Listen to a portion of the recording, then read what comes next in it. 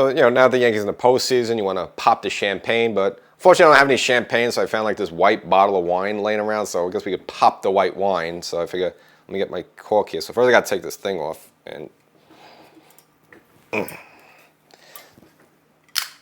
oh.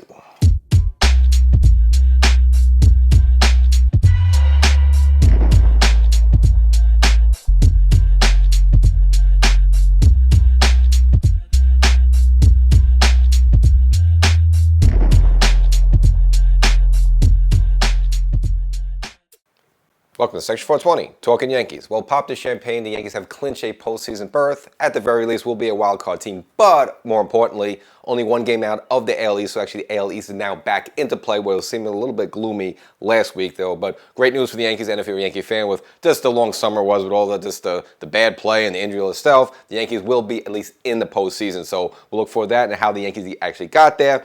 And looking ahead over, of course, soon after the regular season ends and probably or after the postseason, you'll have the great debate of who will be the American League MVP. Of course, it's Aaron Judge, who we know him as Yankee fans. I mean, he's been racking up them left and right. Him, this time, he has a substantial, probably more of a challenge he's had in the past. This time will be against Cal Raleigh, having a breakout season with the Seattle Mariners. Two teams are also on the path to the postseason as well there. So we'll look at the stats for both teams there. So if you're an audio podcast subscriber, you might get a little hint of this already. But if not, and we'll go through the numbers for all these things, and I'll kind of give you my judgment who's going to get the MVP. But of course, obviously, we've seen some Yankees get stiff in the past. But nevertheless, we'll go all over the key stats for that one. And looking ahead a little bit for next season, I don't want to get too far ahead of ourselves, but the big news, the ABS challenge system, which we saw a little hint of that in spring training. And of course, I've been messing around with that in the minors for a couple of seasons. Well, that's in play for the majors for 2026. So we'll kind of look back at that, all the rules and stipulations, again, in case you forgot all that stuff.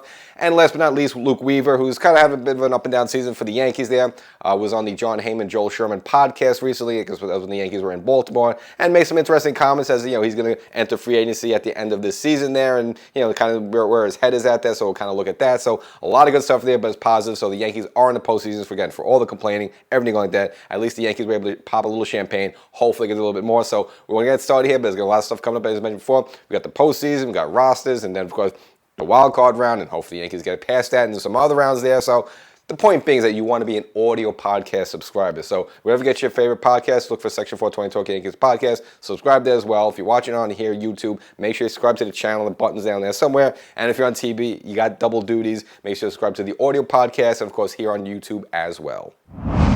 So the good news for your Yankee fans, your season's a little bit extended. The Yankees will qualify for a playoff. Now, we don't exactly know where they're going to be. Right now, the Yankees kind of owning a top spot in the wild card there with, kind of Boston coming close with them. But, of course, the Yankees are probably looking up ahead. Of course, more the bigger prize will be the AL East title right now. Again, the kind of the double duties of it, that, you want to secure the top wild card spot. But for the Yankees, I think you got to go for the AL East. I mean, obviously, you want to be a division winner there. You just don't want to play the wild card, where it's, again, you have one or two bad nights, and then your kind of season's over there. And again, the Yankees behind by only one game, where, mentioned, kind of the whole second half of the season, I was saying, don't worry. I just look at the Yankees' second half, their schedule. AL East should be in play, even though it's backed by 3 or 4 games.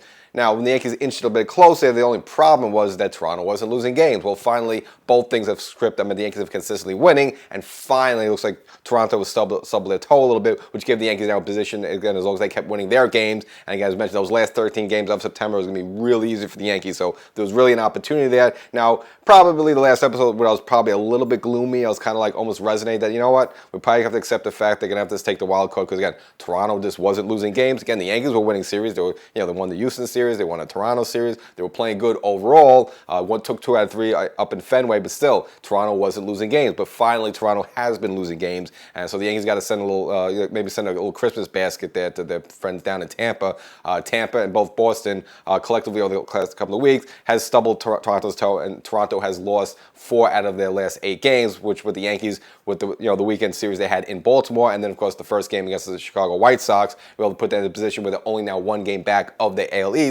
And if you want to look at the remaining schedule, again, Toronto has 2 more tough games against Boston left there. The Yankees got 2 more games against the kind of meager Chicago White Sox. I mean, you kind of should win those games there. And of course, and then finish out the last series at home against the Baltimore Orioles. Again, the Yankees should kind of win those games there. So very good possibility the Yankees could get the AL East title. So that's the eyes on the prize you want there. And it's not any good that because you make the playoffs, of course, it's a good thing. But you want to win to get into the playoffs. You don't want to like, all right, you have a 3-game losing streak, and just because the other team's also losing, you kind of mathematically qualify. It's not really nothing to celebrate. And you see a lot of teams in the past, the Yankees sometimes if they would clinch a playoff spot there, but they did it in a losing effort. They wouldn't even pop champagne. They want to do it in a winning way. Well, the Yankees, a couple of recent wins there have been very almost playoff-like, very clutch-like. Of course, you have to go back to that final game in Baltimore, the afternoon game where, you got upset against the offense. It's a 1-1 game going to extra innings. It's like, what, you can only score 1 run against the Baltimore Orioles. But the Yankees have kind of a dramatic day at top of the 10th inning. And we've seen these Yankees, especially these extra inning games, especially on the road, they lose them all. Well, this one did not happen.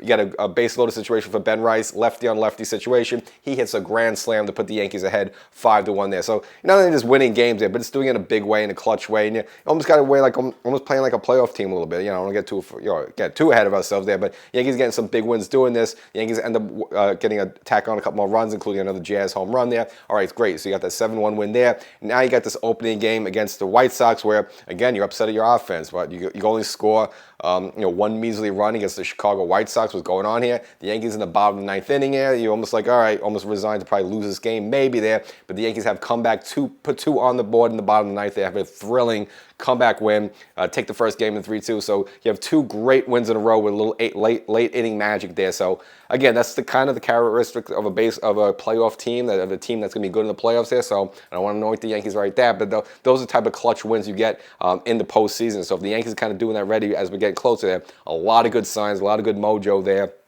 And with that, with that opening White Sox game in mind there, just look how it started there. You had 2 Yankees that kind of been struggling with the bat lately. Volpe, who I've been beating on lately, he gets a leadoff single to start that rally there. And then right after him, Wells also, who, has had a good season for the Yankees, but his batting average has been kind of putrid and been near 200 for the rest of the way. He also gets a single there to set the Yankees up for that inning. And then we've got Jose Cabrera, who's been stunning for the Yankees, again, coming on late, gets his first career walk-off hit there. So just a lot of good mojos, a lot of good things happening there. And again, you get an exciting win like that, and then not that win clinches you a postseason spot. So you're seeing a lot of good things for the Yankees team where that is just coming together at the right time. You don't want to be like, I know, remember back the Yankee fans of 2000 Yankees where, okay, yeah, they won the World Series, but they were kind of putrid in September, lackluster, did not look good at all there, and kind of, I guess there were some of the Yankee powers and the Yankee gods for one last one and get that World Series, great. But you want to be playing well going into the postseason. The Yankees not only playing well, but you got a lot of good players that's bouncing back. I mentioned before, Max Fried's really throwing the ball well of late. Aaron Judge has come on late finally, now that they put him also down in the outfield a little bit. It seemed like that maybe that hurt right elbow he's had, probably most of August and early September is maybe seemingly going away, thankfully. And again, his bat's getting hot there as we enter the postseason there. And then you get some clutch wins, I mentioned before. Getting a grand slam of Ben Rice in Baltimore, getting this kind of walk-off Cabrera hit. Again, those are the type of good things you want to see there going to playoffs. So a lot of good stuff happening there. And at the same time, I mentioned before, Toronto cratering a little bit and giving the Yankees an opportunity there. So we'll see again if the Yankees have a shot at the AL East. They very do. They're kind of right nipping at the heels there. And Toronto's never really done this before. I mean, they have so are they choking a little bit? I mean, they've never been ahead like this in the AL East at this late end part of the season there. So I don't know. Perhaps they could be faltering, as so does the Detroit Tigers, which we'll get to a little bit later. And they're cratering as well there, as Cleveland Guardians are probably right now one of the hottest teams in baseball. But other than the Cleveland Guardians, you might say right now the Yankees are the hottest team in baseball. And this is kind of, after Jazz ran his mouth a little bit in Boston and said he was like, they're the best team in the league. We're like, okay, buddy, take it easy a little bit. Well, you can make the case right now. The Yankees are on a real hot streak. I'm going to say right now they're the best team in the league right now, but they're definitely one of the hottest teams in the league. And again, this is the right time you want to be hot there. Finish your regular season against, again, some weaker opponents. Again, the White Sox and Baltimore there, and give yourself, a shot to take the AL East title there. And I just think the uplift from that, and, you don't want the Yankees kind of burn out there, but I think the uplift from that is the perfect way you want to go into the playoffs. Versus, we know it has been as Yankee fans in years past, especially the Joe Torre years. How many times, they would comfortably win the AL East by like 8 to 10 games there, and kind of guys winding down a little bit. It's like, oh, we're getting ready for the postseason there. Want to set up our pitching rotation, and guys taking it easy, getting a break there. That's right. But what happens in that situation? You get flat, and then as soon as you get into the postseason there, you go against a team that's hot and had to fight to get there, and they wipe you out. And again, we've seen that happen with the Yankees a lot of times. I mean, you go back to 2002.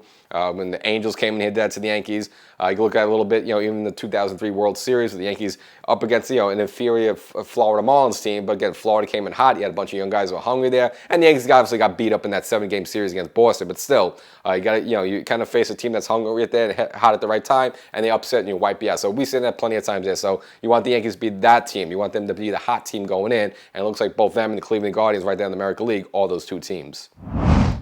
I mentioned them before there, but again, it's quite astonishing again how the Detroit Tigers have pretty much choked away the American League Central, and they've been pretty much comfortably in the lead almost the entire season, except the last couple of weeks there. Again, with them stumbling a bit, but as well, Cleveland, the Guardians right now, again, probably other than the Yankees, probably one of the hotter teams in baseball. Quite amazing what they've done right now, and I know in the past the Yankees, obviously during the last season, postseason, the Yankees handled them pretty well. Obviously handled them pretty well also in this regular season, but again, it's not really when it's not the play of the team. It's like when you play them. Right now, if I'm the Yankees, you don't want to look ahead there, but right now I would not want to touch the Cleveland Guardians right now, as they've been just red hot there, and the way they've done this, obviously winning 16 out of their last 19 games. It includes a 10-game winning streak in there, and they swept both, not only the Minnesota Twins, which again, the Twins aren't that great anyway, but of course, also sweeping their nemesis, the team they're chasing, the Detroit Tigers. So right now, again, if you're a Detroit fan, you kind of been pretty much the whole way. I mean, they've almost had like the best record in the American League almost the entire season, the rest of the way there. But of course now, recently Cleveland on the top there, and at a point right now they could even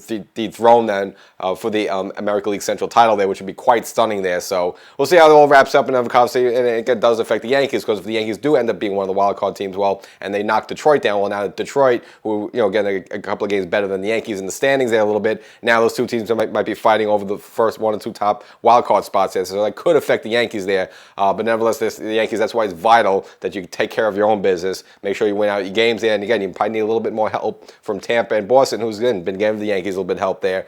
So you get the AL East card and you don't have to deal with any of that. But right now, if the Yankees, you're looking ahead right now in the playoffs, I know they've handled them in the past there, but right now, I wouldn't even want to touch the Cleveland Guardians right now. Again, they're just red hot.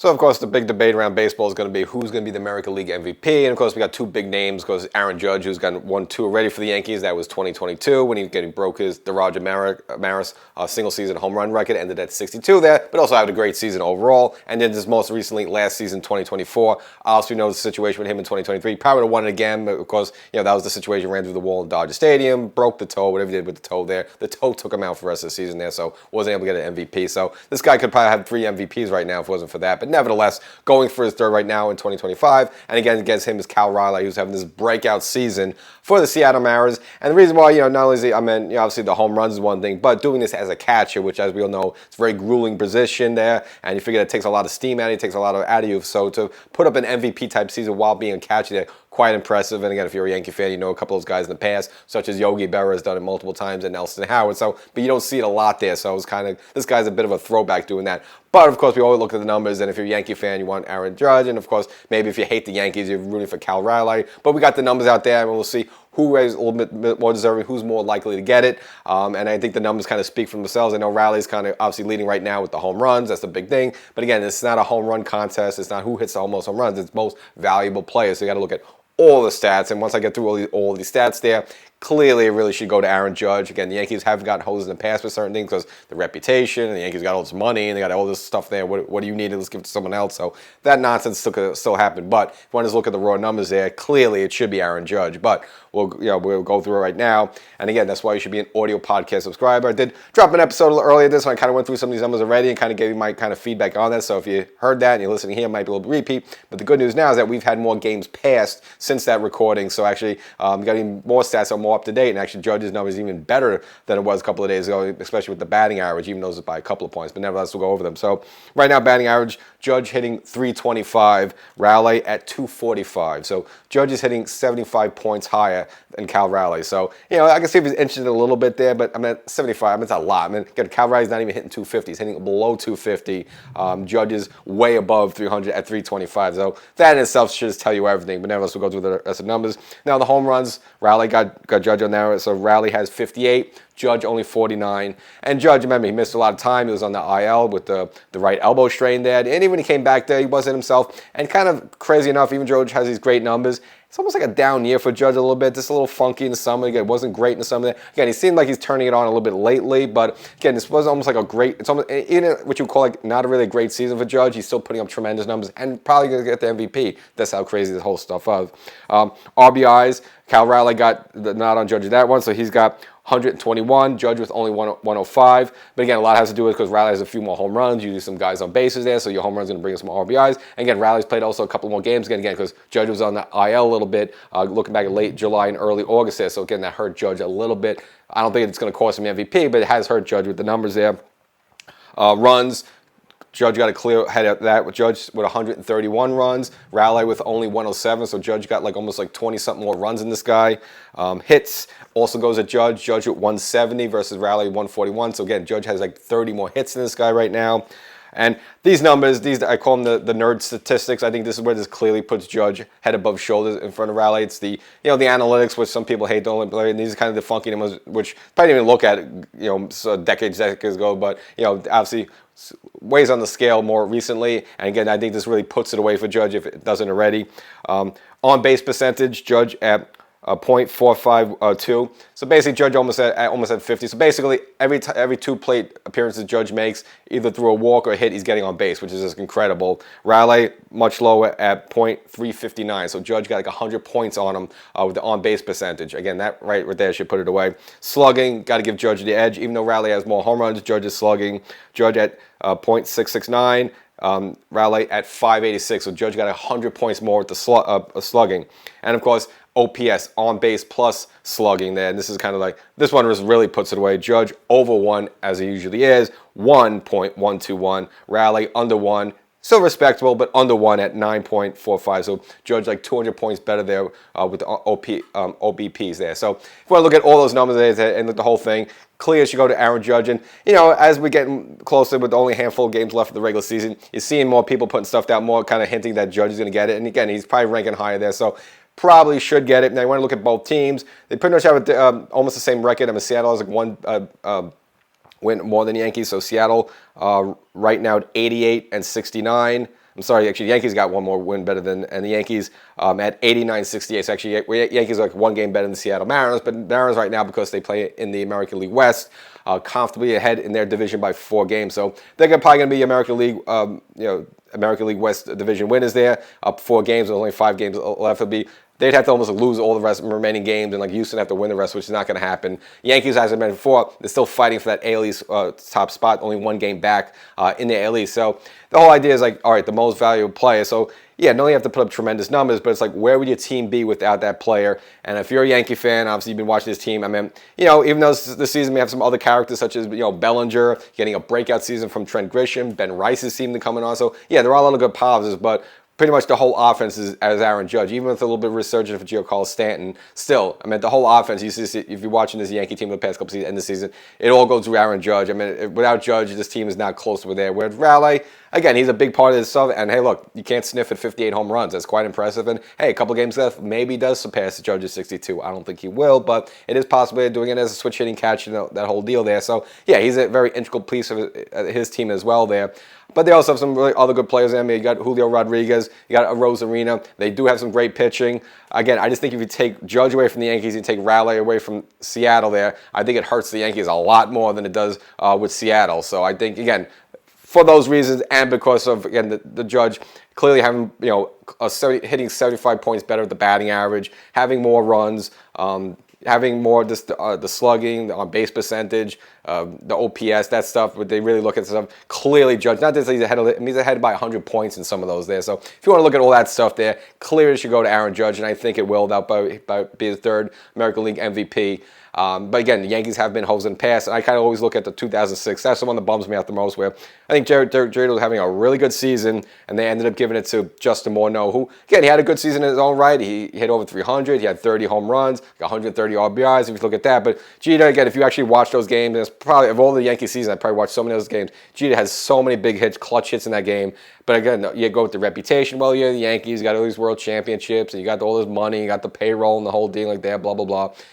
Just give a little nugget to the Minnesota Twins. Why not? So you could see one of those situations, and then maybe they do that for Cal Raleigh. But I think Judge's numbers are so significantly better there, where it's not even like a coin toss. So I think Judge would probably get screwed if it was a coin toss. But I think Judge is so ahead in so many different categories right now that even if Raleigh has more home runs and more RBIs, still those other statistics. And again, Aaron Judge lost some time just a little bit where he was on the IL. And yeah, look, you have to be in there. Injuries are part of the game, and you have to keep yourself healthy. That's all being said there.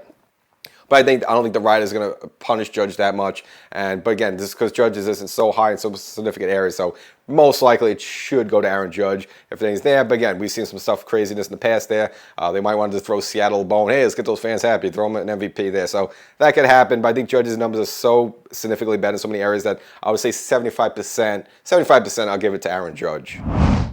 And it looks like robo-umps are finally here. No, not exactly robo-umps, but as I mentioned at the top there, the ABS challenge system will be in play for the major leagues in 2026. And as mentioned before, we got a little sneak preview of this in spring training. I think overall it seemed like to go okay. Now, Yankees manager Aaron Boone didn't like the whole idea, but again, commenting on lately, he says that he's almost going to live with it. He just hopes it does better for the game. But again, he's not exactly the biggest fan. But of course, we all see fans there when you have some bad umpires like Angel Hernandez, who's not in baseball anymore, thankfully, just blow some bad calls and in big spots. And, it's just the way it is. I mean, the camera technology and the replay technology is so good right now. And look, you just want to get calls right. You want the best quality game. You want the best, right calls there. And you just don't want balls and strikes being blown there and have a situation where, a one blown strike or one blown ball there costs the team that deserved the win to lose there. So if you have the technology, you want to use it. Looks like they're going to be using that. Now, I know a lot of baseball fan traditionalists don't want it.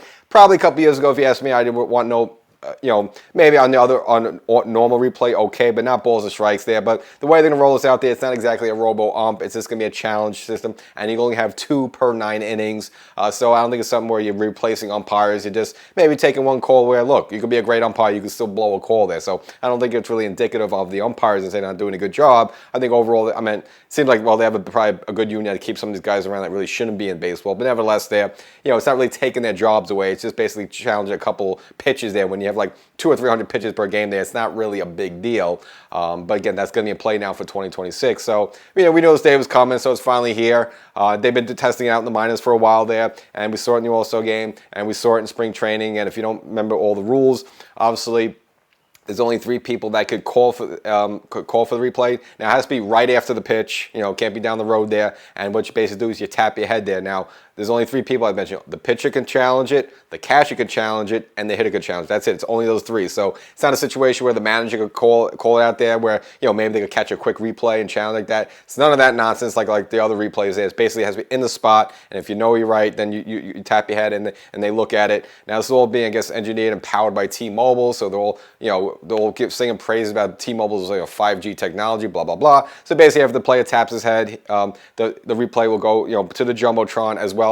If you're a fan watching at home there, so you get the instant footage there, and you're supposed to get a quick answer right away. Again, this is all automated, so I guess has the strike zone thing there, and this is all done automatically with instant. It's not like, we have to call New York and talk for 20 minutes about this and delays the game. None of that at all. It's an instant answer there. So I guess if you're going to say that, then it's not terrible. You're not dragging the game out there. And again, you only have these 2 challenges. So similar to the NFL with football, and the coaches basically have their challenges. You have to be wise when you use them. You can't just, if it's a borderline call and you think, I'm right, but I'm not too sure, then you don't do it. So it's just, if you really think you got hosed on the call there, that's when you do it. And as mentioned before, there's only 2 per 9 innings. Now, once you get to extra innings, starting from the 10th on there, you get 1 challenge per inning there, per team there. And again, this goes until the game finally ends. And this is not only going to be in the regular season next year, but also in the postseason as well there. So, again, we knew this day was coming.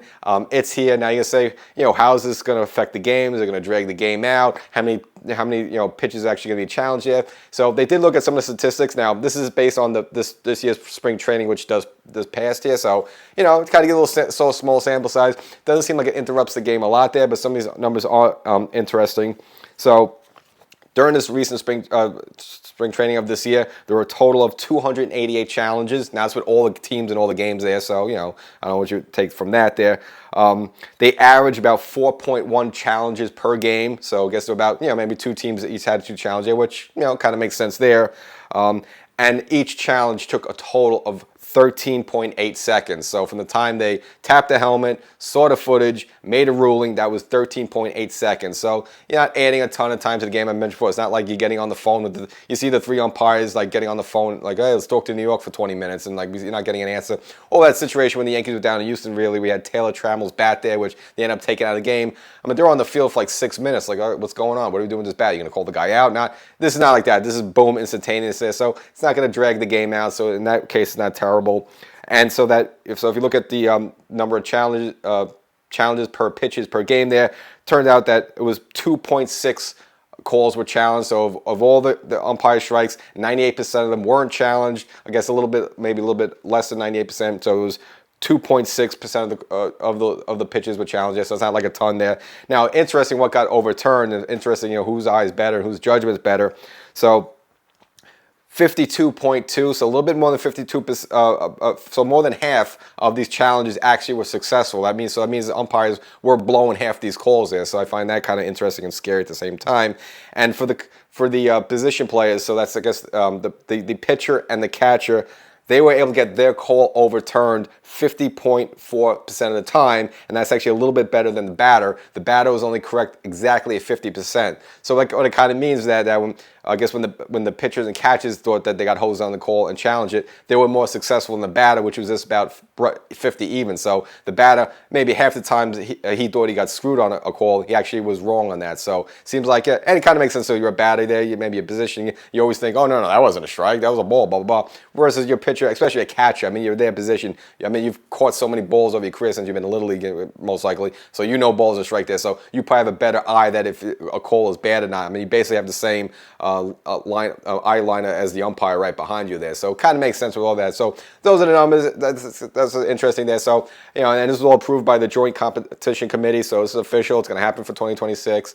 In a perfect world, don't love it. You like the old days of just the umpires calling out and ball and strike like that. And, even if you got to play wrong and then they throw dirt on the umpire and someone gets thrown out of the game. Yeah, that was fun for baseball. But again, it's just the way right now, especially with TV. It's just, the TV, the home entertainment system, these man caves, it's just so good with the sound and all that stuff. And you want to get everything right. And it just stinks to have a really bad call, have it there on the replay it a bunch of times. And that one bad call, again, especially getting into the postseason, you start a batter off 0-1 versus 1-0. It changes everything. What your next pitch is, the whole deal, and you want to get these calls right. So, again, do I love it? But again, I don't think this is terrible. You're not replacing the umpire. And again, you only have these 2 challenges per 9 innings, so you have to use them wisely. Now, if you are successful, you maintain your challenge. So, possibly, and if the umpire's blowing that many calls, that's kind of scary there. But it's not like you're challenging every 2 seconds. And, when we saw in spring training, again, it didn't deviate from the game much.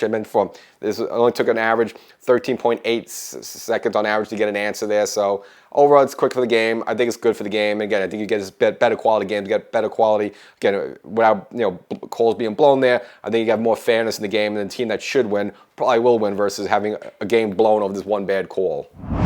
And as we go into the bullpen of this episode, I want to mention Luke Weaver, who kind of had a bit of an up and down season. We had the hamstring injury back in June. He did come back a little early, but hasn't been actually the greatest season for him. And again, right now, pitching to a 3.73 ERA is a little under 4, which again, for him, not good, especially the way how brilliant he was in the postseason last year. But most recently was on the Joel Sherman, John Heyman podcast, and they asked him about his upcoming free agency. And he's actually almost similar to open to a route that Clay Holmes was, as transitioning back to a starter and trying to get a free agent contract there, where as a starting pitcher, you probably get more money, which means I don't think the Yankees are going to shell out money for him to be a starter there. But of course, you'd like to re-sign him there. But if it seems like he wants to be a starter again, obviously probably some team might offer him a big contract, sort of how the Mets offered a 3-year deal to Clay Holmes. It kind of shocked everybody. So, and this really hasn't been a good September for Weaver overall. Again, last 7 games, he's giving up 8 earned runs. Now, again, 5 of those 8 earned runs were in that Minnesota game where just the entire Yankee bullpen stunk there. So, Weaver not really going into great shape into September there. Not as sharp as he was